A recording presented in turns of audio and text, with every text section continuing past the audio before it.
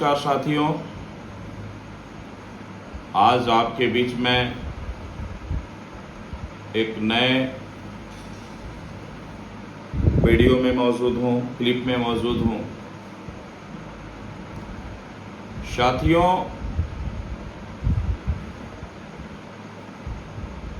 अभी जो बिहार में पुनः SIR के मुद्दे के विषय में ही बात कर रहा हूँ मैं, क्योंकि देश में अगर गर्माहट है तो निश्चित तौर पर नागरिकता के सवाल पर माननीय सुप्रीम कोर्ट भी पता न क्यों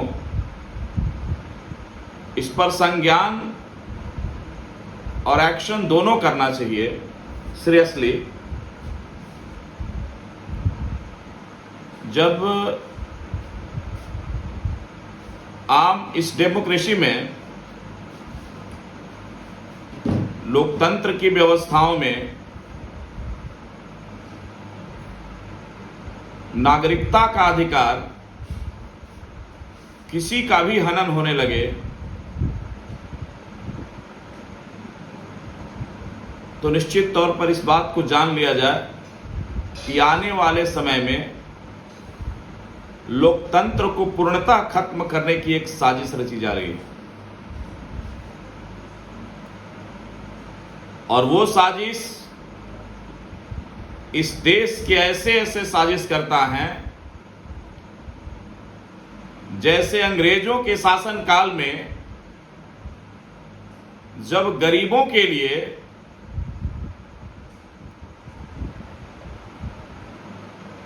अंग्रेजों ने गरीब के बच्चों के लिए स्कूल खोल करके शिक्षा देने का काम करने की जब शुरुआत की,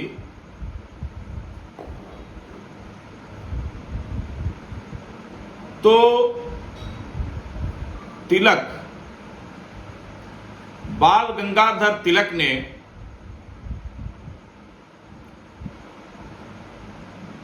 अंग्रेजों के इस काम के लिए, जो गरीबों की भलाई के लिए था, जो गरीब के बच्चों को शिक्षा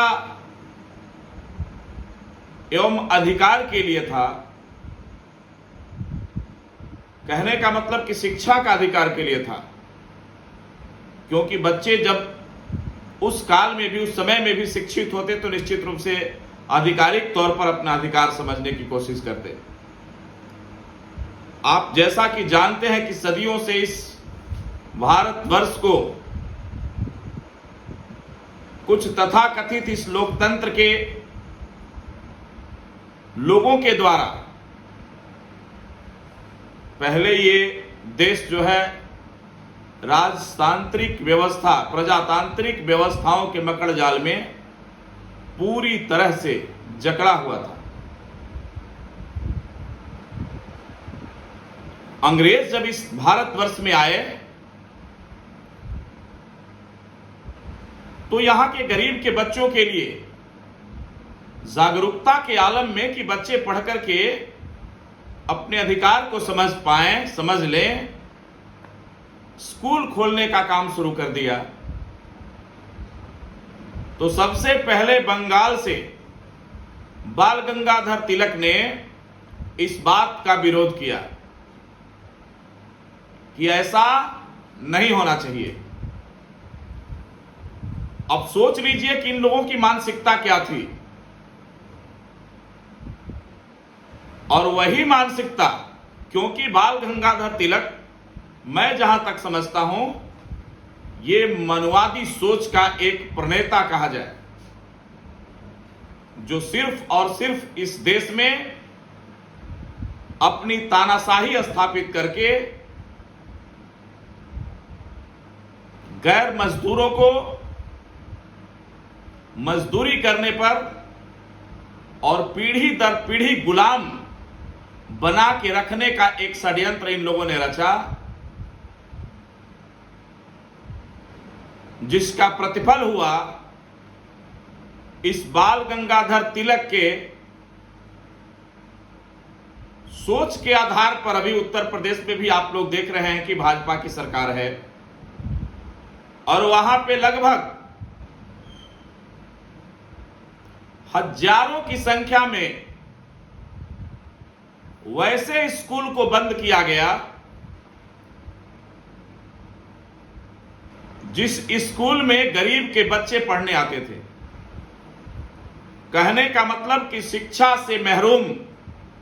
बना करके पूर्णतः गुलाम बनाने का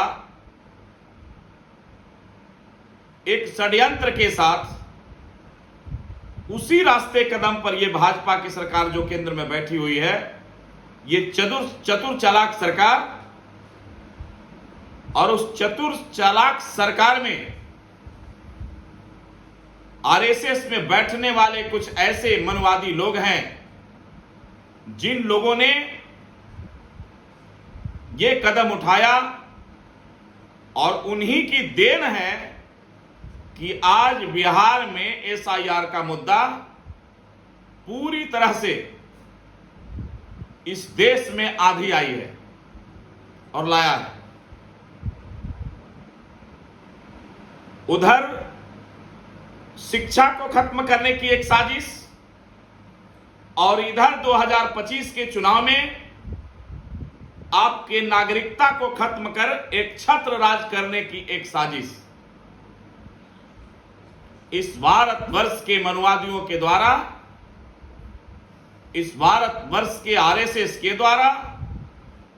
इस भारतवर्ष के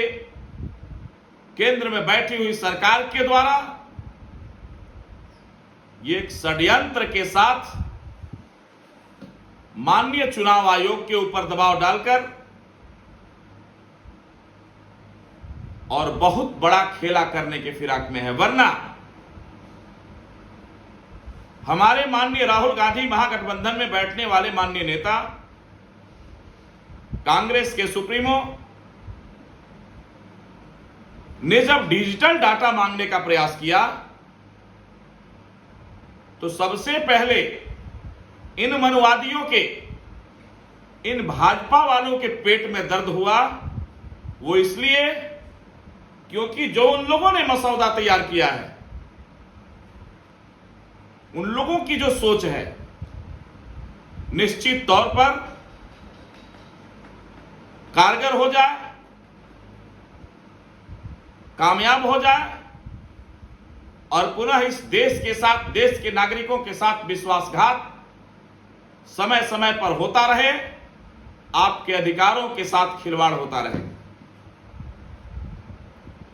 अब तो माननीय सुप्रीम कोर्ट पर भी सवालिया निशान खड़ा करने का विचार बन रहा है, क्योंकि डेटा पेश कर दिया गया है।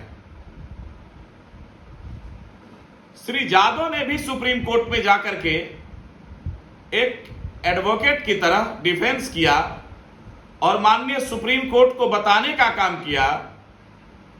कि गड़बड़ियां कहां हैं और माननीय चुनाव आयोग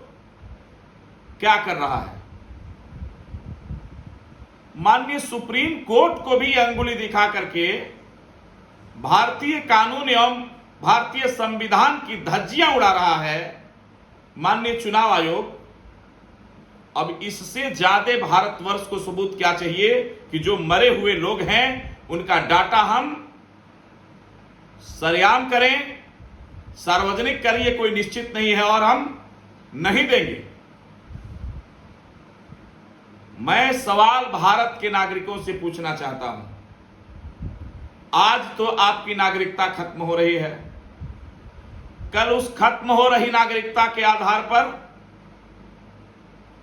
आपके अधिकारों का गला घोटा जाएगा। भारत में चल रही आपकी जो व्यवस्था है उसको क्रमशः बंद करने की कोशिश की जाएगी और इस देश को, इस लोकतंत्र को पूरी तरह से जो है बर्बाद कर लिया जाएगा। मैं अपने इस देशवासियों से एक बात का सवाल करता हूं कि अपने घरों में कब तक दुबक के बैठे रहोगे। मेरे ख्याल से आप तब तक बैठे रहने का मन बना लिया है आप लोगों ने जब तक कि पूरी तरह से भारत, ये स्वतंत्र भारत के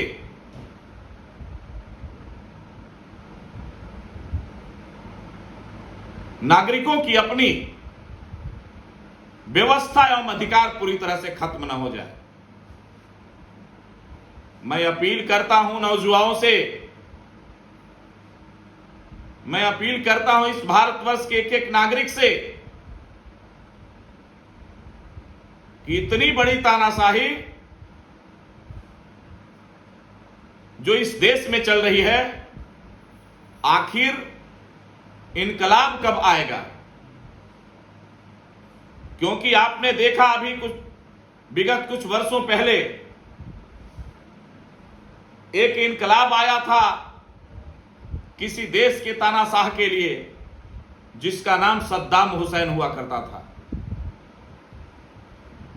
और दूसरा तानाशाही इस भारतवर्ष में जिसकी शुरुआत हो चुकी है, अब इनकलाब इस भारतवर्ष के नौजवानों से, यहां के माननीय नागरिक जो अबोध हैं तथा जो जागरूक भी हैं, वो लोग बैठ करके तमाशा क्यों देख रहे हैं? और माननीय सुप्रीम कोर्ट को ईसी जो है आंखें दिखा रही है, और माननीय सुप्रीम कोर्ट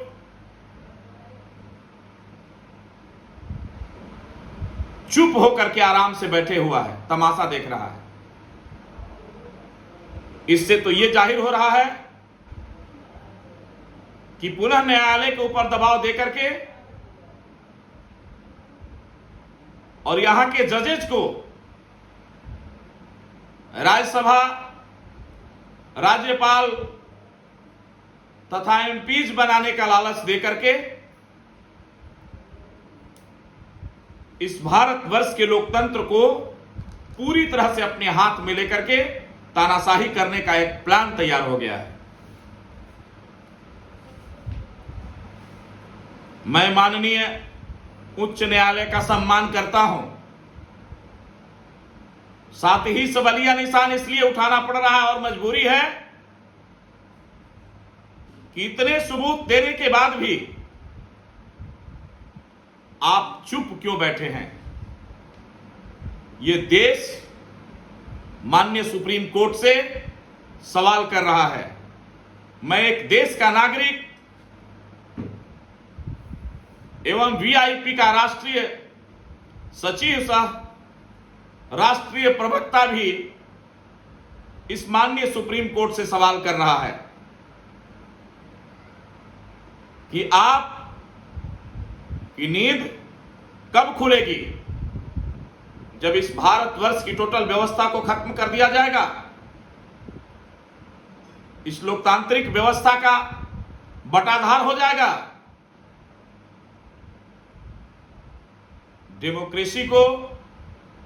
बचाए रखना आपकी इस देश के लिए, इस लोकतंत्र के लिए एक बहुत बड़ी जिम्मेदारी है।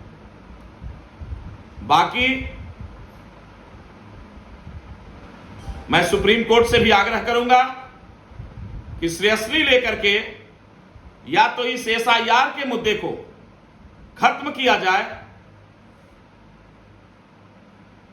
नहीं तो इसमें पारदर्शिता बरतते हुए ईसी के ऊपर अभियोग चला करके